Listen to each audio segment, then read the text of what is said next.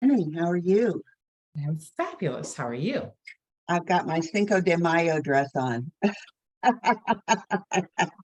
That's it. Later on, when we're going out, I'm going to wear I've got Frida Kahlo. That is adorable. Oh, I've got yeah. on a shirt, but it's a graphic design cartoon, but she's peeking like this around the corner. And then she's got these three big, huge 3D flower things on it, but it's cute as hell. Oh, how fun. Forgot. Yes, we're doing that. I used to always joke because we'd go to the restaurants. Like if I ever went to a Mexican restaurant on my birthday yesterday, they would have all the celebration stuff up, but not celebrating yet. And I'm like, y'all are just a day, That early. my birthday. And Yeah. I massive margarita, all kinds of stuff. And I'm like, that's not a bad gig. Yeah, not a bad gig at all. Nope, it's not. So, Uh, oh my goodness gracious. Okay. Hey, let's dig into today. Good morning, everybody. All right. So today what I want to talk about is, and you'll have to bear with me because it's a lot of this is new to me too. But I ran across some really good information about the economy. And it deals with fiat currency, and I'll run through what these mean because some of them I knew and some I didn't. Fiat currency, what the currency, what the reserve currency means, GDP, CPI, why, how those relate into this, politics, and where the economy is going, and what this guy predicts is going to be happening. Now, this guy's name is Peter Schiff, where I heard it. It's SCHIFF. And he is one of the people that completely said the housing market is going to tank, and here's exactly how it's going to tank and why it's going to tank. So he predicted the entire thing. And he set up his investors, he does wealth building and funds and all that. So he set up his stockbrokers, set up his investors. And so they were going short, which, obviously that was the big scandal and everything, but they were going short and they made massive money through that. But he was very, very public over this is what's happening. And like Bernanke would come on and say, no, everything's fine. And he's like, no, it's not okay. So he was extremely vocal in it and nobody listened, right? Well, a couple people did, but not very many people listened and most people lost their shirt. So he said, I've been predicting since then, and this one is not going to be a crisis of the housing market. This is going to be a crisis of of the American dollar, of our currency. And he said, here's what's going on. So I wanted to put this together for you guys so I could kind of walk you through it. And I'm taking a 2-hour talk and condensing it down to whatever we end up talking to. But here we go. He started off with politicians. He said politicians, and the problem with politicians, besides the fact that they lie, is that they run on 2, 4, or 6-year terms. And so it's this constant churning that they have to be gathering up money and going out there to be able to make sure they get the voters so they can keep their jobs. So it's a constant thing of which way is the wind blowing so that I can make sure I'm doing the right thing and I can make sure that I'm positioning myself and can get the money in so I can get voted in again and again and again and again. And the way that you get voted in a democracy, this is why democracies, they tend to last about 200 years. And if you study democracy as a form of government, you will see that it's around 200 years that they typically go. Because at some point, you realize in order to get voted back in, you have to give stuff away. And so everybody's like, what can I get? What can I get? If I vote you in, what can I get? But you can't raise taxes because nobody will vote for you if you go on a platform of raising taxes. And so the way around that is to just borrow the money. You borrow the money so that you can give the stuff away. So what happens with that type of a concept is you need inflation for prices to be going up in order to support that business model. And here's why. If I borrow $100,000 and I have to pay it back immediately today, it's worth $100,000. But if I don't have to pay it back for 15, 20, 30 years, my $100,000 is only really worth about $50,000 because inflation has shrunk my value of my dollar. Does that part make sense so far? Okay, so now here's the thing with inflation. So what we're doing is borrowing against the future, and we've been doing that. That's what America does. America is trillions and trillions and trillions in debt. We borrow against the future, but that's the reason why we're borrowing against it. And it's actually, if you think about it, it's an inflation tax. So instead of taxing us, they just saddle us with inflation, so goods cost more. So, and the worst thing about this is the people that it hits the hardest are working poor, lower income, elderly who are living off of pensions, of fixed incomes, those kinds of things. That's who this hits the worst, right? Now, here's the thing with inflation. If you would have asked me, I'll do it this way, because I had no clue what the answer was. If you would have asked me what inflation was, I would have said, stuff costs more. Goods are inflated. That's not what inflation is. This is what inflation is. What inflation is printing more money. You're inflating the money supply. So if I only had $100 and then I just go print more and now I have $200, well, it's going to cost, it's extra money that's floating around. So there's a supply and demand thing. So now I have more people that can afford, there's more money, can afford to buy the thing. So the thing just went up in price because I only have 10 of the thing and now I have 20 people who want it. So I can raise my price up. So that inflation is not increased cost of goods. Inflation is increased money supply and your value of your dollar going down. That's what true inflation is. So we used to be on the gold standard way back when. And in 1971, we got rid of the gold standard. And what the gold standard was every dollar bill that we had was actually, you could take it in and you could get your $35 of gold or 35.35 an ounce or whatever it happened to be of gold, not $35, but a portion of an ounce of gold. And you could actually trade it in and get it. And that's why we've been up till 1971. And then we moved off of the gold standard, and moving off of the gold standard freed us up to be able to, we could, instead of, if we wanted to print more money based upon the gold standard, we had to go get gold before we could do it. Because if you didn't have gold, you couldn't print money. There was nothing that it was tied to. So when we removed it off of that, we could print money all we wanted to, and it didn't matter. And what that's called is a money system that is not tied to something of value, is a fiat system. F-I-A-T. I don't know why I drive a Fiat, but whatever, it's a fiat system.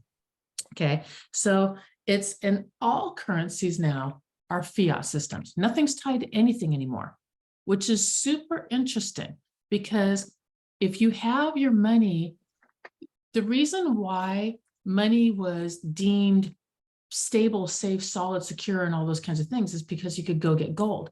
But if no currencies are tied to anything, then who becomes the currency that's deemed safe and solid and responsible and reliable? Well, a couple of things come into play, but the one that they've based it on is they pick one currency, and this becomes the currency of reserve. And what that currency is the most stable, or what is deemed the cleanest, or what is deemed the least likely to fluctuate dramatically. So for instance, in this case, Bitcoin would not be a good one because Bitcoin fluctuates so rapidly up and down. Okay, so they chose the United States way back when. The United States is the currency, the reserve currency. And what this means is the reserve currency means that central banks store US dollars.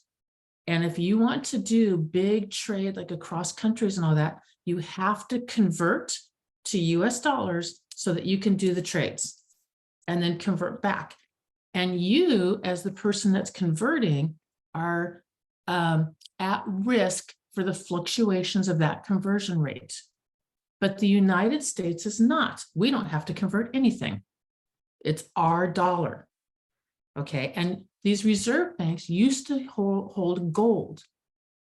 And then now that everything's fiat currency, they don't. They hold US dollars. Okay, so this is what's going on since up to 1980. And the reason, here's why the US was the reserve currency. Up to 1980, the United States was the world's largest creditor nation. That means that everybody owed us, and we didn't owe anybody. Everybody owed us piles and piles and piles of money. So we are solid, stable, responsible, reliable, secure. We don't fluctuate. We produce all our own goods. We export all over the world. If you want anything made, you have to go to the United States and get it, or you have to trade with the United States because we have it all. We had it all. We moved our money off of gold, and then we started moving we moved over to this economy, and we started moving it was cheaper to produce in other places. So we moved everything offshore of producing. And since 1980 to present, we are now the world's largest debtor company. So we owe trillions and trillions and trillions of dollars. Now, there's a difference between being a debtor and a deficit. And they toss those terms around all the time. And here's what the difference is. A debt is I owe you money. And so I'm in debt to you because I owe you money. A deficit is my budget this year, my household budget is, yes, is $50,000 to run my household this year. But I'm only going to make 40,000. So I am a deficit of 10,000. And that continues to roll into our debt. And that's why it keeps growing exponentially. So that's the difference between a debtor and a deficit portion of our nation. Now, we are now, the United States, the largest debtor country in the entire world. Our debt is so big that if you take every other debtor nation in the entire world and put them together, we still beat it. That's how big our debt is, because we keep borrowing against our future so that we can provide these programs for people, all different kinds of programs, without ever cutting any pork, any fat, anything that needs to be cut. Nobody wants to go against, I'm going to cut this or I'm going to cut that. And they always make it the big political hot ones anyway. They never go after, the crap that's all in there. And there's loads of crap all through every budget that's ever passed. It's pages of crap with the two cool sentences at the top and the bottom of what people really need, So we now owe. Do you guys know who the biggest country is that who we owe the most money to? Do you guys China. China. Flat out owe China more than anything else. Okay, now here's the thing with here's how we do our accounting, which is shady as hell. Okay, I mean, it's just flat out shady as hell. So we have GDP, gross domestic product, which used to be gross national product, and it's not anymore. It's gross domestic product. And those numbers are constantly overinflated. What it really is they add it up and then they have this thing that they deflate it to get the true number, but they always underestimate. So our GDP is always grossly inflated, which means that things like when we went through COVID, nobody was doing anything. Those numbers, what should have gone out, are not at all what really went out, because nobody wanted to say, oh my gosh, everything's shrinking. Now, the natural progression of the cost of goods is not to inflate, it's to actually shrink. And here's why. If you look at history and you look at a free capitalist society, what happens is, if I'm making something and you're making something and you're making all the same thing and you're making it here and you're making it there and you're making it there too, and I want to compete, well, I need to figure out how to do it better, faster, quicker, and cheaper, because that way you'll buy mine. And so the cost of goods, if you look at the actual true cost of goods from 1800 to 1900 down, electronics are a good example of this. Electronics consistently get cheaper and cheaper and cheaper. So the true cost of that inflation tax isn't just the 2% that the government says we should be growing every year so that we can support this against the future.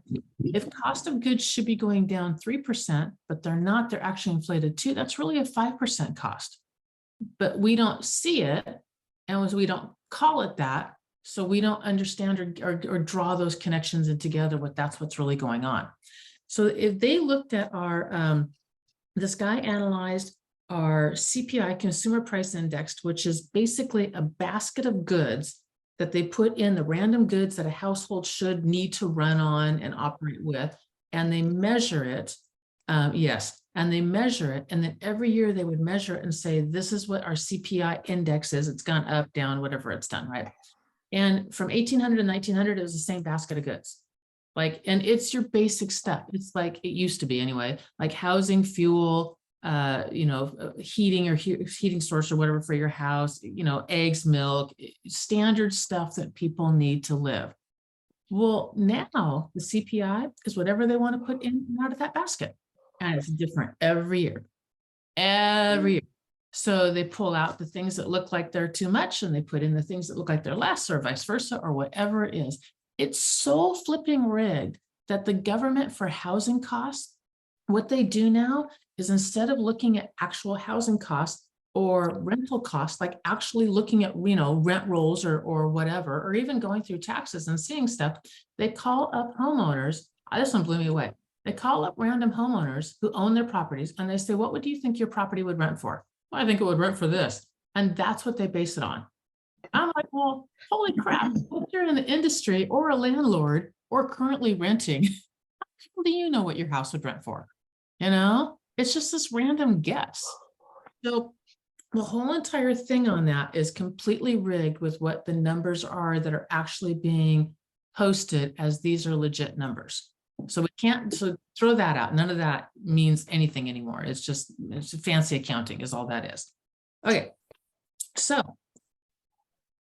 there are countries now, China, Brazil, God, who knows who else, but there's at least 3 countries, if not 4 or 5, that want to be the reserve currency.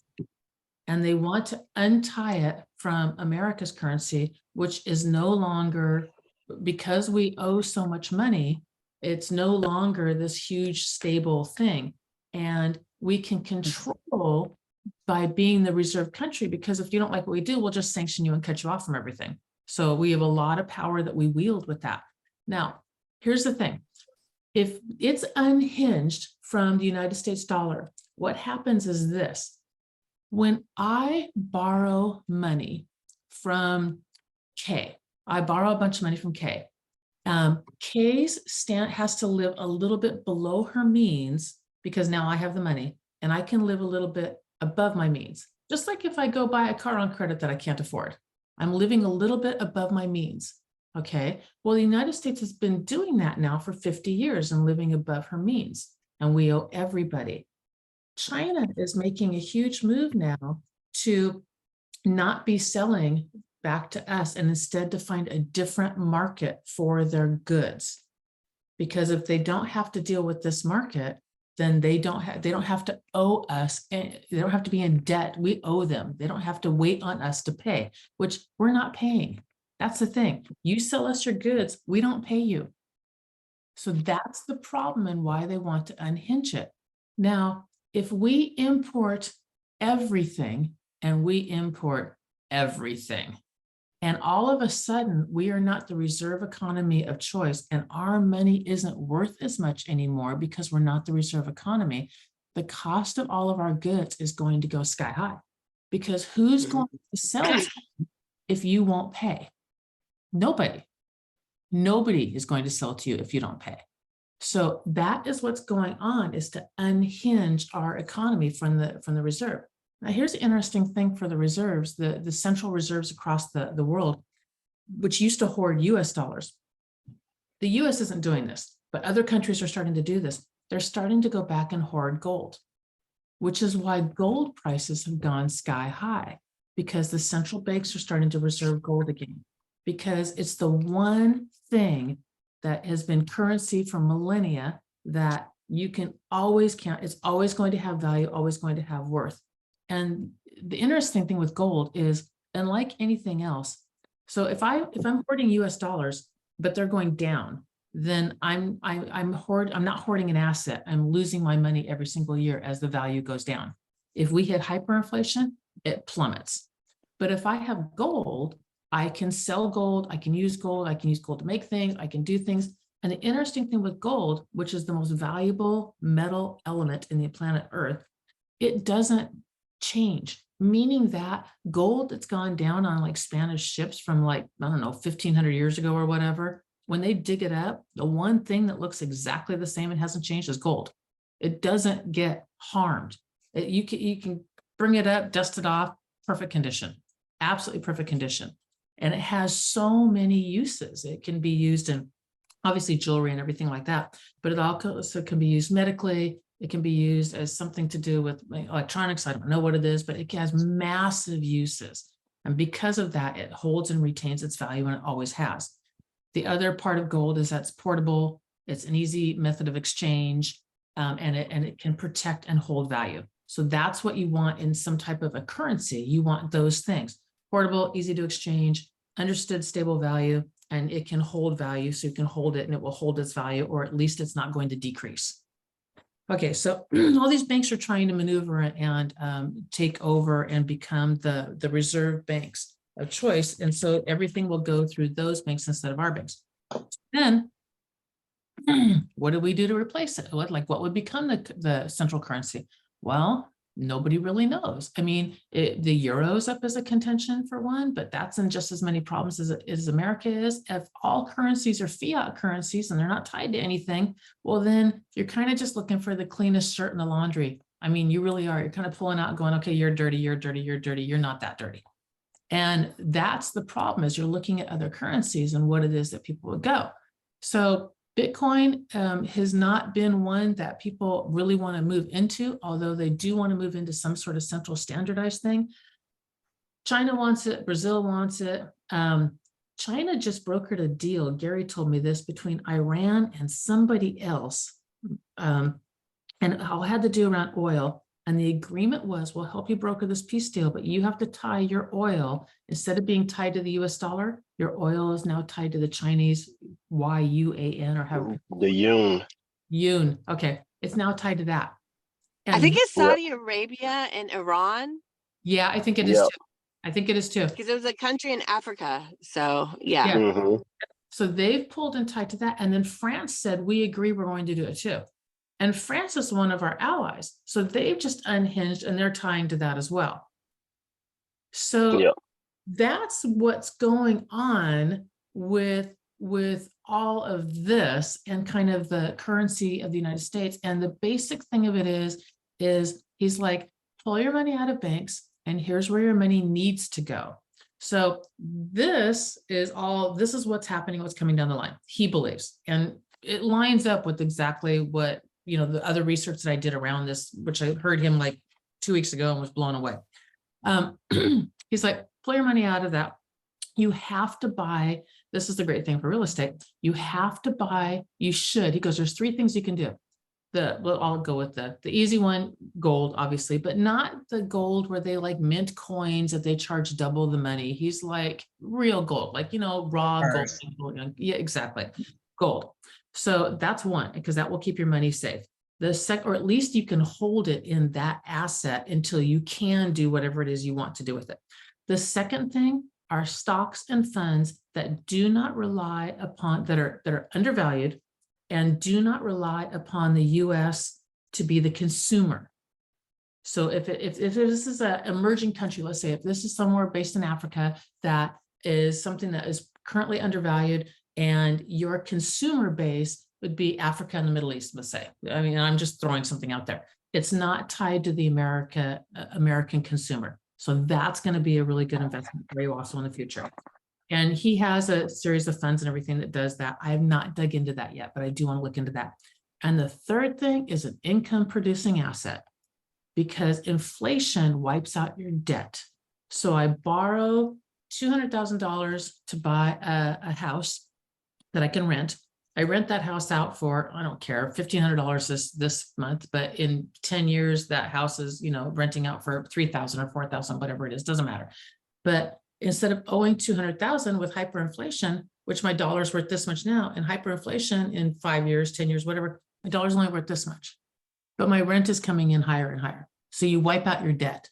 So you're using the concept of this inflation and this extra money that's being printed that isn't worth squat to be able to drive down that debt. So that was the part that I was like, oh, this ties in beautifully. So Need to buy that apartment complex. question, Yeah. all of that. Y'all gonna be investors with me, right? Yes, we're coming. I'm I'm going with on you, an Kathy. apartment boot camp next week. Yep. I Yep. found some apartment complexes out in Craig's neck of the woods for like Oh. $3 million. Yeah. How many units? One of them is I forgot. The one that's 3.9 million is about, I want to say about 30 units, and it's brand new. Wow. Yeah. So It's not for me, it's for a client. I wish it were for me. So You did on some of that deal, Bree. yeah, for real. Yeah, What I yeah. have learned about apartments versus houses is that the asset can stand on its own to get money to buy it. Yes, If the pieces pull together, and I think that's very attractive. yes, and That's what I'm checking into. 10 doors, you lose one door, you've lost 1/10 of your income, and you're gonna lose a percentage every year anyway, but you've lost 1/10 of Right. your income, not 100% of your income. Yeah. You're Yeah. getting re-rent, and that part for me. And like too. somebody said, yeah, one, like you said, Kathy, you're like one unit is one, 10-door unit or whatever, 8-door unit, who cares, is the same as 3 houses. Well, that spreads out nicely. Yeah, It really does. And plus And it's then managing an apartment complex versus managing easier. separate houses, even if it's in the same neighborhood, is the cost of managing and repairing is less. Well, yeah, because it's all centralized, exactly. And I'm not sure about this one, but it strikes me that if you have that 10 limit rule before you got to go get really different financing, is it 10 doors or is it 10 buildings with one has 12 doors, this one has 15 doors, this one has 8 doors? Well, if that's the case, I'm going that direction too. yeah. So I wanted to pour through this, not to scare anybody, but really, really, really to get us to hyper focus in on making sure our futures are going the direction we should be going, which is investing. And oh, by the way, I called up Gary, or on Tuesday when I did the executive meeting thingy with Gary, I was like, Gary, did you know that the CPI, and he goes, yep. I'm like, did you know the GDP? And he's like, yep. And he goes, did you know that? And I'm like, no. I sent him, talk to him, listen to it, and kind of go through it, because he brings a much more knowledgeable perspective to this than I have by far, And I'm like, but he was like, oh no, I'm like, this is what this, he goes, oh no, he's right on. He's right on. Like, get your money out of the gangsters, which is what he calls banks. Banksters, that's what he calls them. Get your money out of the Get it into trust. Get your assets into a trust. assets and trust. You and I had that conversation yesterday. Yep. Trust came about. When did trust come about? It's been around for a good while. It'd been around for a long time, but it was tied. This talked about it also when they said, oh, they set up trust when they set up Social Securities. So Social Security was set up, and it was supposed to be an investment that the government was going to invest. You're welcome, sweetie. That the government was supposed to invest. But instead, what they did was they wrote IOUs and they put them in trusts. And that's where we really started to get trust. And that's why the government is so supportive and will not take trust off the map, is because that's been using, bingo, right? That's what they've been using in order to play really fancy economics with our income and move it in and out. They dump it into a trust and go, oh, look, we've got an asset. But that asset is just an IOU from the Social Security that they took all the money from. So it's crazy. If you look at the history of trust, it goes all the way back to Cyrus.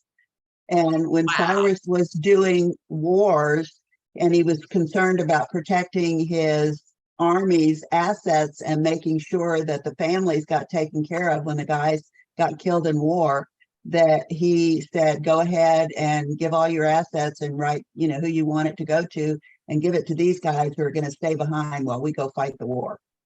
Wow. This is really interesting. Okay, so what you're talking about is a third-party safe house. Yes. It's exactly how the gold standard works. And that is exactly what a reserve bank is.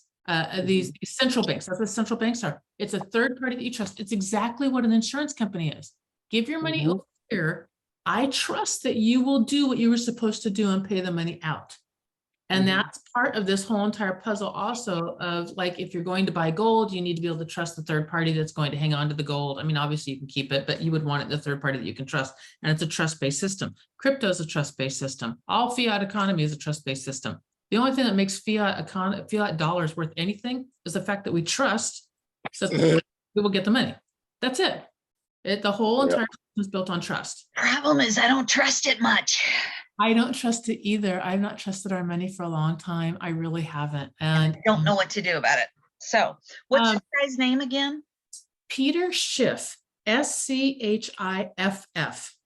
Okay. And he's the guy, he's a brilliant speaker. I mean, I really have enjoyed listening to him. Brilliant Yeah. speaker and very knowledgeable and very much can tell you the history of how it got to where we are and why he believes this is the direction it's going to go.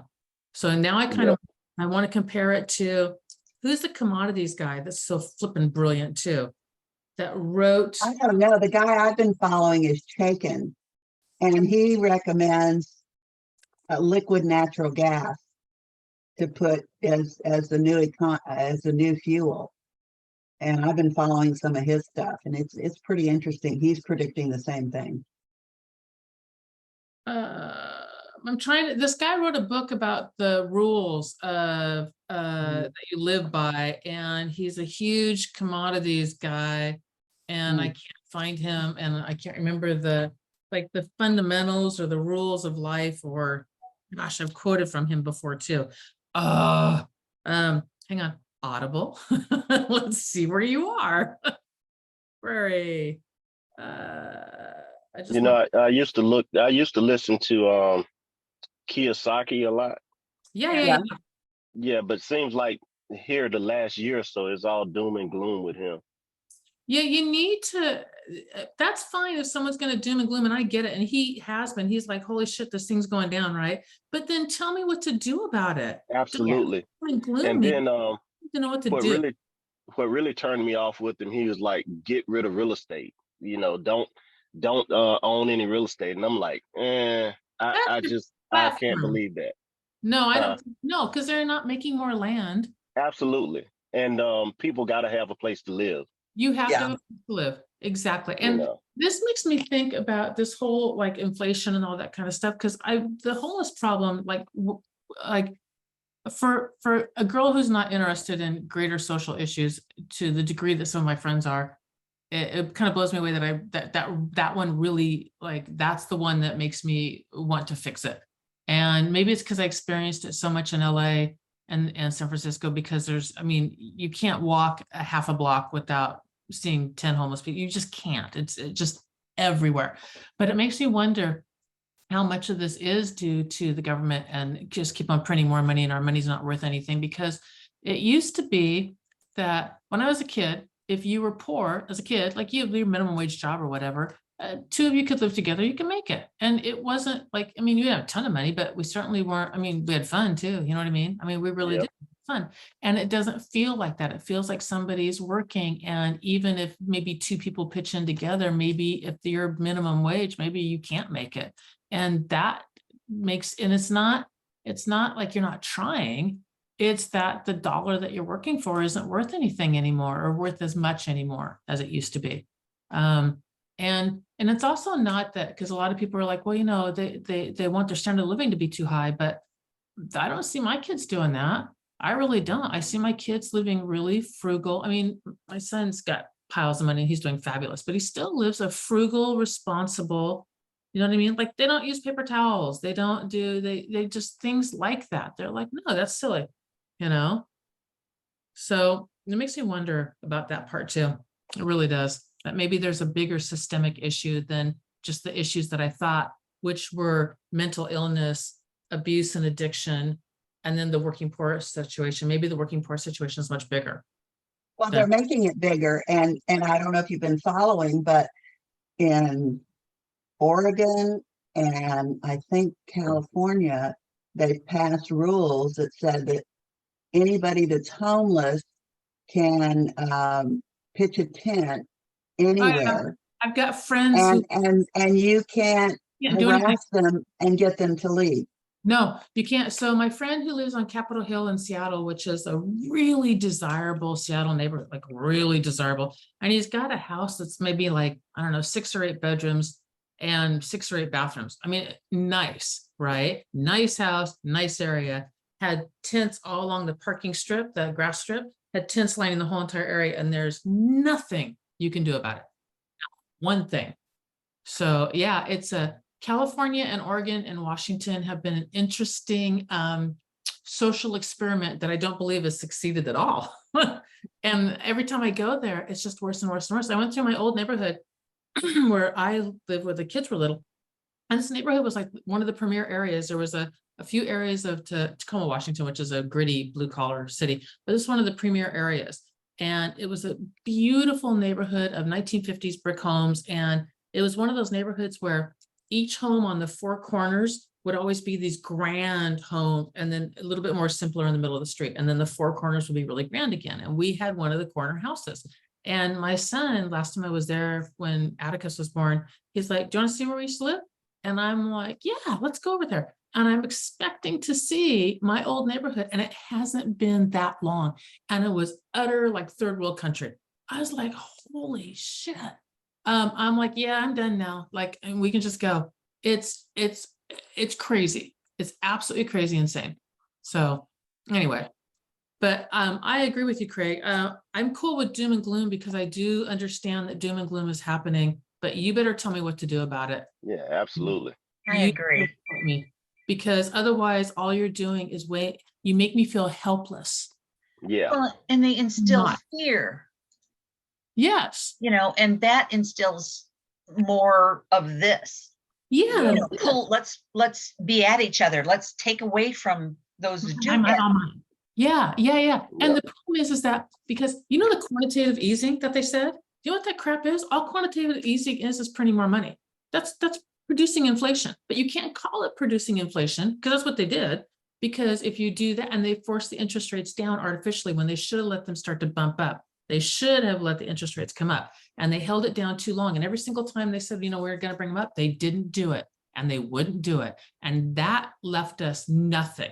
We're coming into this recession in the weakest position we possibly could have, where we could have come in, not great, but at least a bit stronger, you know. And the other thing is, if you go in on a platform, because it makes me want to go into, I don't want to go into politics, but it makes me want to go into politics and go just clean this shit up and go, hey, look, this is what it looks like. We're cutting the hell out of all kinds of stuff. And we're going to have to raise taxes, and we're going to work our socks off, and it's just going to look really ugly for about 50 years. But when we come out of it, it'll be good. But this is what it's They going won't do it. No, you'll never get. It's not going to do good things. No, you'll never get voted in, ever, ever, ever, ever. And if you do, you'll never get voted the second time because nobody wants to do it. Nobody wants to do it. So Don't drain the swamp. yes, You can't drain it.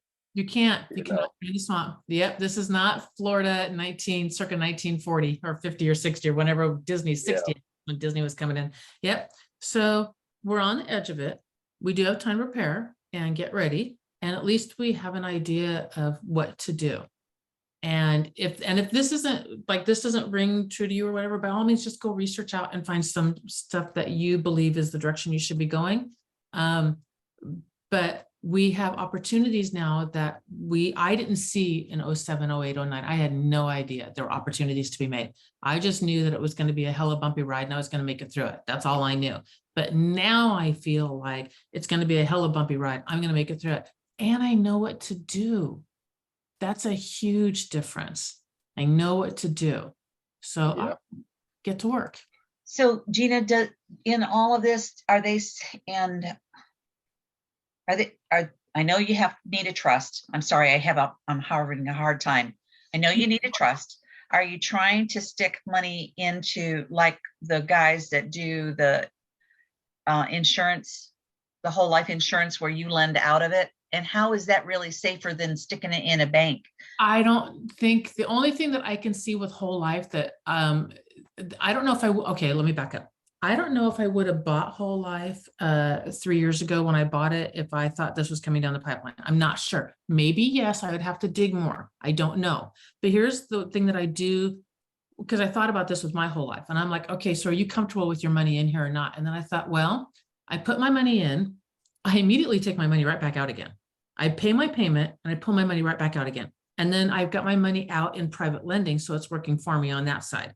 Right. And then every year I have to make sure I've got enough to pay back in again the payment, and then I pull it right back out again. And then in my 10 years, it is doubling. Is that going to be able to deal with the cost of hyperinflation? No, probably not. But because I can pull my money out and buy other assets with it while it's still sitting over there, I don't really care as much. All right, so it doubles into. Just won't get hurt as much. Right, it'll still exactly. hurt, but not as much. Not as much. Again, the only reason why I'm comfortable with that is because of the fact that I can put my money in and pull it right back out again and go put it to work doing something else. So I feel like my money is doing double work. Now, is this work enough? This doubling in 10 years, is this worth enough to warrant against hyperinflation? That I don't know. And I probably would, I probably want to talk to Gary about it. Because I've been, Okay, here's my question on insurance. yes, These big insurance companies are investing our money in something else. What do they hold? And if they're holding the Exactly. wrong thing, then they start to go down and you've got the same cycle. You have So, the same problem, exactly. you And know- it's ESG, because I'm not interested in ESG crap on Mhm. any level. Yeah, see, that's part of my whole thing, and part of what I've been debating about all this, and I haven't done anything, I haven't moved it towards anything in particular. I have funds in a solo K that I can write checks out of, and that's Mhm. where the majority of my money is at. But that's still in an institution, Yep, and I'm going, okay, if everything falls apart, they're going to take anything that they owe. Anybody owes anything because they can. yep. So I still owe on my own house, so I'm still, one of the things I'm debating is fine, do I need to pull that out? Even though this isn't what I want, put it as much as I can on this frickin' house that I'm living in, so that I have at least protected the majority of that and have less of a risk of it getting pulled. Let's do this, because what I would like to do personally is I'm going to talk to Gary, because I sent him the same exact talk, and I can send it to you guys too. I don't care. But I want Gary to listen to it. And then I told Gary, I'm like, can you do a meeting on this? So I don't know if I don't know. I mean, I just asked him, I didn't get an answer or anything. But I really think that I really think it would be very helpful from a banker, investment, businessman in that world, person's viewpoint to get that. I mean, I would like to know what he thinks of that, I mean, I guess part of the problem is even when you look at things like the apartment complexes or condos or whatever, which falls into one of the categories that you talked about, you still owe that money. And even though inflation is going to go up and all that good stuff, who says that those people are going to have money to be able to pay that rent? Then you kick them out. Right. But it's still somebody's got to one of have those- money somewhere. They still Yeah. got to work. They're going to have to work to survive. They're going to Yeah. have to work, and they're going to have to pay money, and it's going to have to go someplace, and they're going to need a roof over their shoulders because people need housing. They will give up like if I had to invest in something between housing or something you don't really need, like Greg speculates in 80s toys, props, costumes, collectibles, that kind of stuff. Well, people don't need that. And so he's well aware of the fact that if the economy tanks, he has a rough time. And he's been through this before and before and before and before. And he holds, because he knows when the economy roars back to life again, his thing is worth his ROI, he can't weather the storm. He can, because, we're safe, but he can't sell during that down. He Right. loses. You just have to hold it. He has to hold it. Yeah. Has to hold it. That's the way that works, because you So- don't need it. What I'm finding too with people that own apartment buildings and complexes is like it's different when they lose, however they have it set up. Like it's different when they lose or they can't pay for the apartment complex anymore, like through COVID, right? Right. So now these loans are coming due. These loans, if they can't pay for the loan, of course they will lose it. But default. Mhm. That's right, it'll default. But they also have the option of letting someone else, they can do it like a owner finance. Yep. And You still so have the asset you can sell. yeah, so Yeah. they still have a lot of different options Yeah. with it. So it's not like getting foreclosed on with a home. Right. Bingo. Because you're not going to lose your primary place of residence. Yeah. And the other thing that I've been studying in terms of looking at what parts of the country to invest in and I'm looking at a piece of software that actually does an analysis of, you know, historically, if it's been a good market and if it's going to continue to be a good market. And they're saying only invest in red states. Because everybody's moving to the red states. They're getting out of the blue because the blue social me. experiments has Exactly. Me. That's Come to South Me Carolina. too. Yeah, I'm purple now, but my area, my county's blue. My county's red, I mean. I'm purple just because the big major city, the Miami area and Orlando area, those are blue, and everywhere else is just as red can be, which is like Washington State. There's a narrow band and then of the West Coast, and then there's the mountains.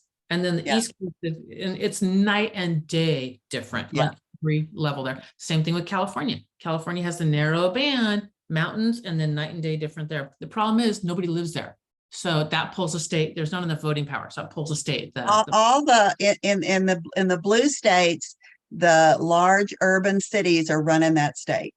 That's what happened in California, and that's why Northern California wanted to secede and split the state, because they were tired of LA and San Francisco determining their Right. cost. And it's been that way. And then Texas just wants to be its own thing because y'all can support Yeah. yourself.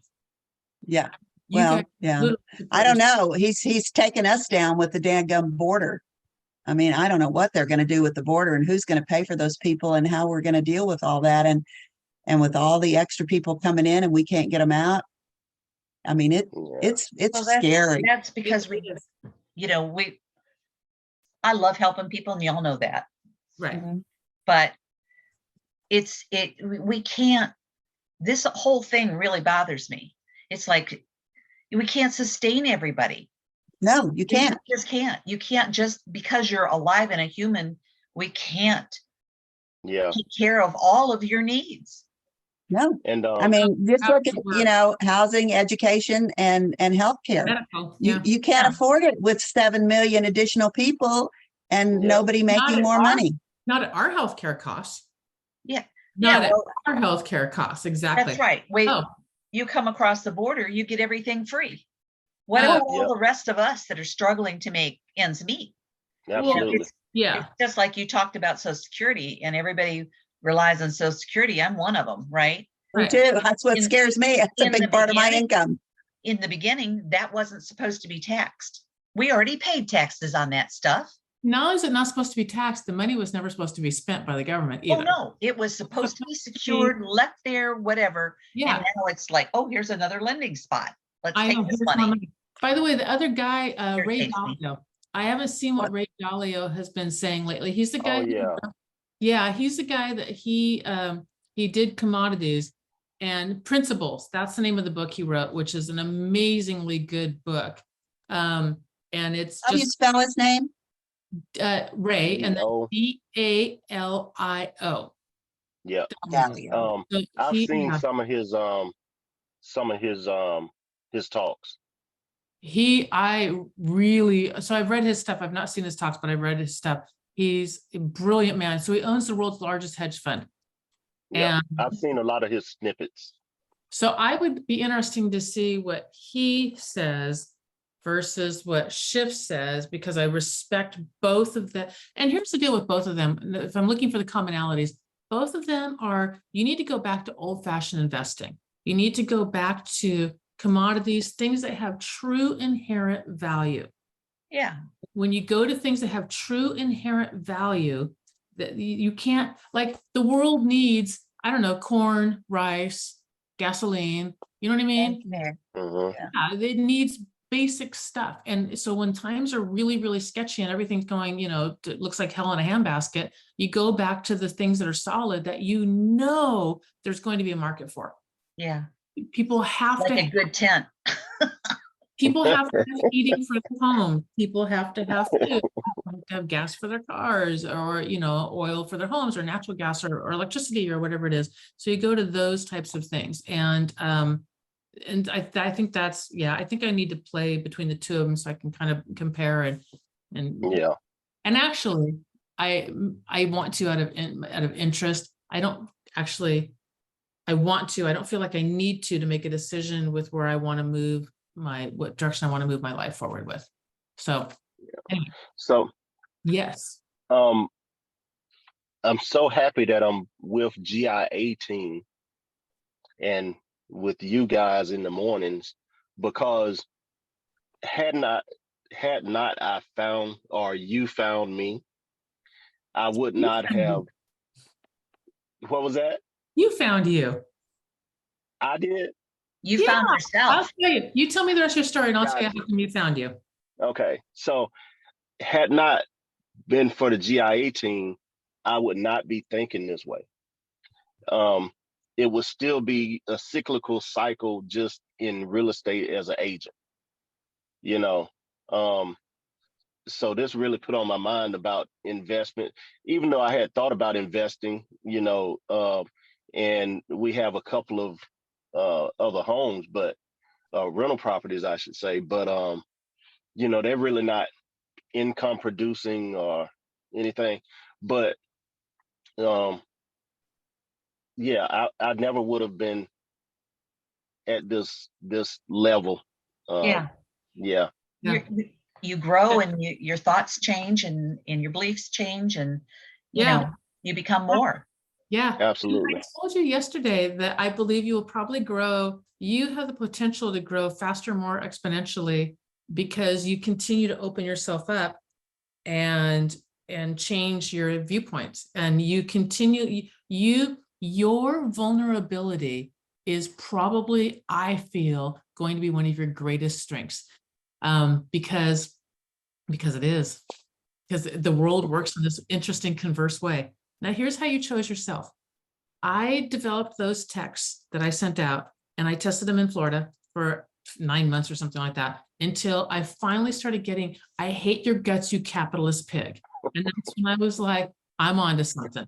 And I'm dead serious. People were like, how dare you? You're an idiot. You're a fool. You have no idea what you're talking about. I'm going to laugh at you one day, blah, blah, blah, blah, blah, blah, blah. Who the hell do you think you are? And I was like, that's it. I'm there. And then I started releasing those texts that piss people off. I started releasing them other places because I don't want the people it pisses off. I want the people who are like, oh, hell yes, that's some truth. I need to find out what's going on here. And so I honed it and then I sent it out and you answered, because you are that person. You're the person who's like, yeah, I can see the truth in that. I want to grow. And that's it. Gotcha. Yeah. So welcome to your capitalist pig. Oh, gosh. And all of that for me doesn't have to do with being a capitalist pig. It has to do with self-preservation, because a lot of us come from a background where you had to make it. You didn't have a choice. Well, you always have a choice, but if you're going to survive, you got to do what you got to do.